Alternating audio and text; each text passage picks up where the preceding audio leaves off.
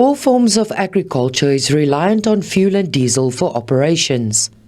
Currently, grain farmers in the Western Cape are working on their crops. Producers apply in advance of a season for financing, and major increases, such as the latest fuel hike, adds extra pressure to find funds.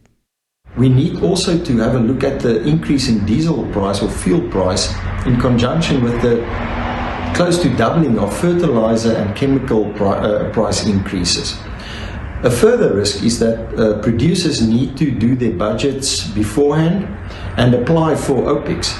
And if we find or see these type of increases in input costs, producers then throughout or within the season need to obtain additional OPEX, and that might be a problem for some of our producers to obtain these additional funds or capital to accommodate the increase in input costs.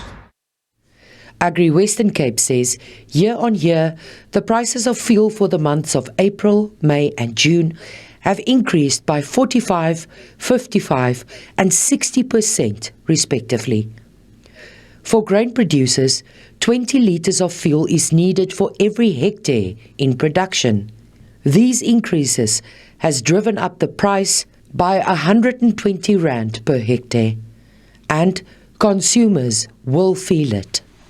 Producers are price takers and therefore need to absorb the increase in input cost.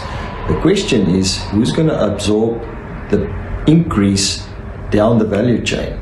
And that is a concern for us in terms of food price inflation, as well as purchasing power of the consumer that's being eroded. Meanwhile, the Premier of the province, Alan Winde, and the MEC for Mobility have called on national government to scrap the general fuel levy.